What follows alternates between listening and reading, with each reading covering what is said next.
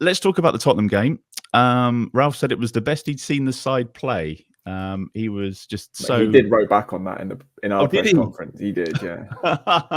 Because my boss said to me, he just said that's the best game he's ever been in charge of, and then with the written media, he then said it's the best first half I've been in charge of, and I thought.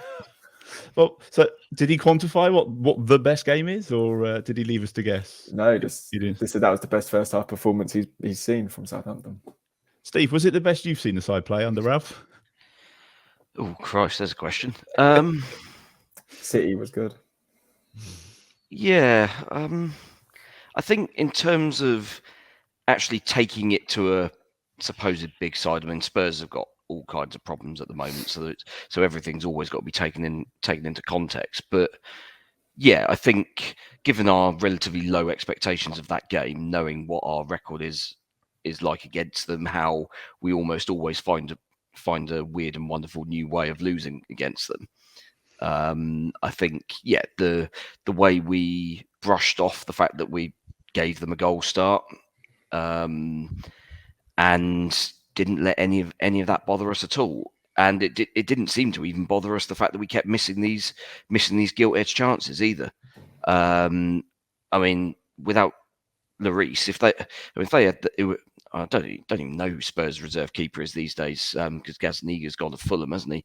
But whoever their reserve keeper is now, if he'd been forced to play that game on Wednesday, I mean, we would have been 4 or 5 up, because I think without that sort of psychological thing of, oh, it's Hugo Lloris I'm about to hit this ball at, I think Che Adams probably finds the corner. I think he's probably overthought that really early chance and basically done exactly what he did in that game last season and hit him right in the midriff from about 2 yards. It's like, how have you managed to repeat that? Given that I'm sure that we almost certainly sat here last season, sort of talking about that game and saying, well, he could have that chance 100 times and he wouldn't hit the keeper again. And next opportunity, he's done exactly the same.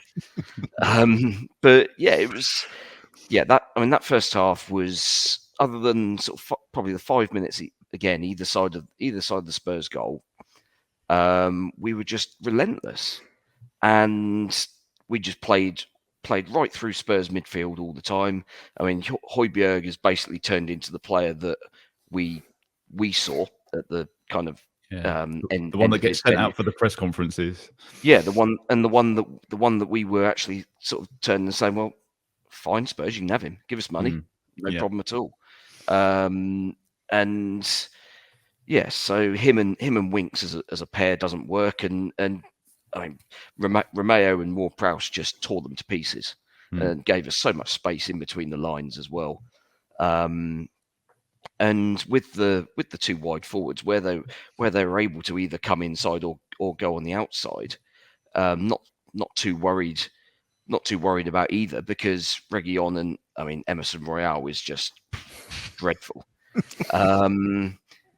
But although saying that, Matt Doherty wasn't any better today against his old side Wolves. So yeah, that's another problem position for them. But yeah, we just tore into them. It's like we've obviously looked at the tapes, seen where they're vulnerable, which is basically anywhere behind the front 3, and said, right, we'll attack all of those, and we'll do it methodically and systematically, and they will not have an answer to it.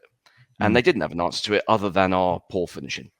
And that was genuinely pretty much the only complaint I could have of our performance on Wednesday, I think. John says Romeo was an unsung hero for the 2 games. Brilliant with and without the ball. A lot of love for Romeo in the comments tonight.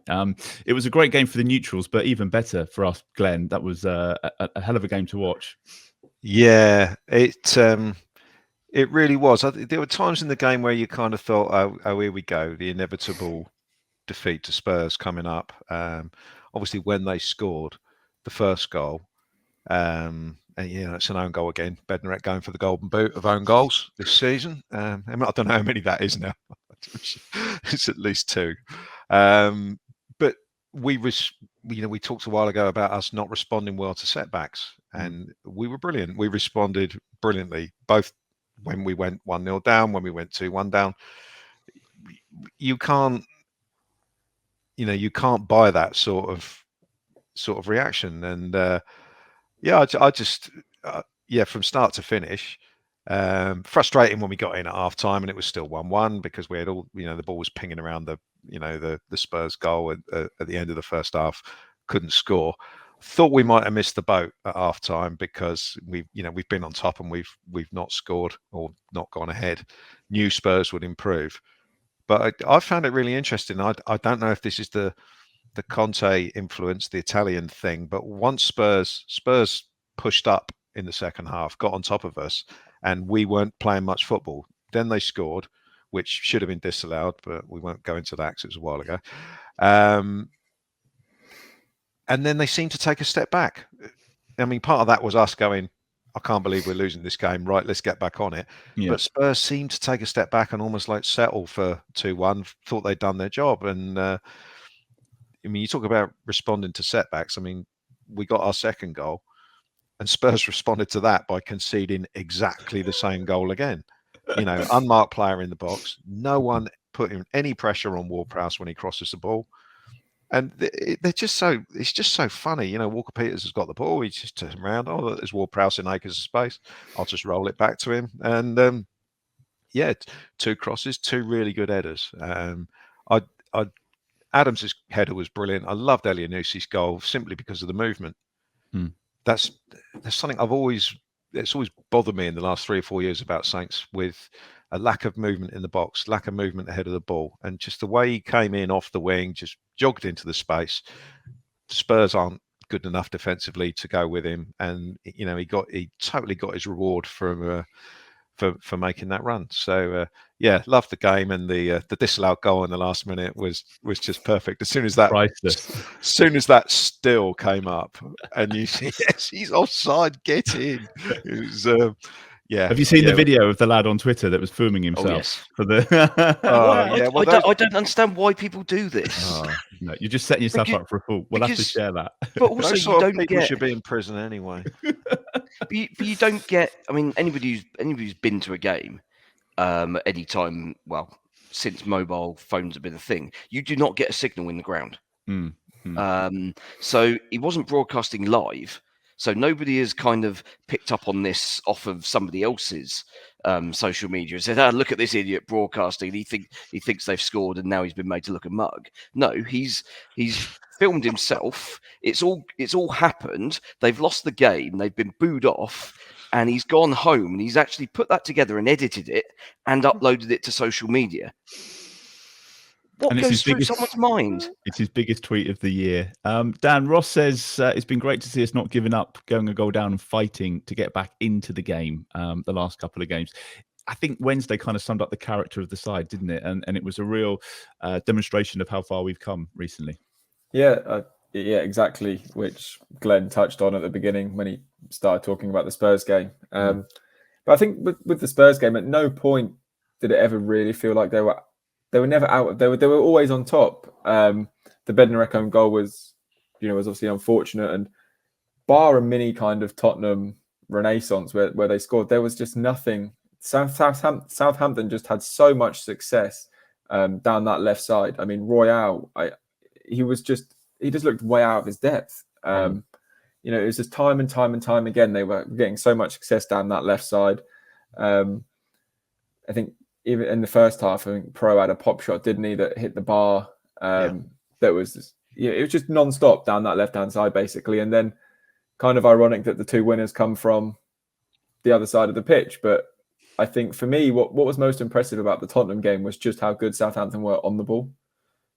They were just sublime on the Tottenham basically said, you got to create the chances, and they did that. Tottenham were happy to kind of sit back, try and soak up the pressure, then hit them on the counter attack. And in games gone past, in certainly last season, Southampton would have struggled to find a way to break down Tottenham or to create chances to score. They didn't struggle at all on Wednesday night. There was just chance after chance after chance after chance. And I mean, two 2 goals of exactly the same. I mean, that just shows you how poor Tottenham have become, because they're supposed to be this well-organised team with one of the best managers in the world, but they've let definitely the best set piece taker, probably the best crosser of the ball in the Premier League, have more than enough space to pick his spot twice without thinking, well, maybe we won't do that again. They've just let him do it twice. And it's just, it's remarkable, really, when you think about it. This is a team that is supposed to be pushing for the Champions League, and they've watched the best set piece taker, the best crosser of the ball in the Premier League, just twice, just cross the ball unchallenged into the box. 2 minutes, yeah. Exactly the same mark both times. Yeah. And I think it was the Tottenham one just felt like a culmination of all the good work that had been done this season. For me, that's what it felt like. For me, it was the culmination of just brilliant business in the summer, getting rid of players that didn't want to be at the club, that were, stinking out the dressing room, replacing them with youth. Everyone hungry, everyone fighting to play, making sure they take their chances. And yeah, it was just a brilliant night. I think one of the better ones I think I've had covering the club was just how good Southampton were, and they absolutely bullied Tottenham off the pitch. And seeing Højbjerg get taken off early is just, you think that was a player that wanted to leave Southampton, that threw his toys out the pram and was not going to sign a new contract. Got dropped today as well. He dropped today. And I mean, don't want to labour on this point, but I texted a friend of mine earlier, did Southampton win the summer transfer window? When you think about it, £45 million for Vestergaard and Ings. It's just remarkable when they both had a year left on their contracts. I mean, my guess is that Martin Semmens probably negotiated those deals. I mean, next time I buy a house, I'd happily he can be the estate agent for my place now. Yeah. Because how the ability to, certainly with Vestergaard, just to pull Leicester's trousers down in front of them was just amazing.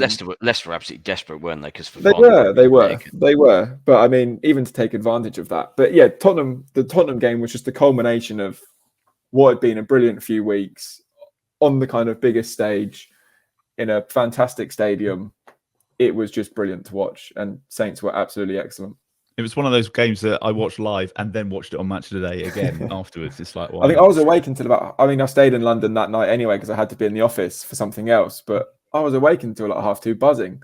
I'm not even a fan, and I was just like, this was just so good. It's great.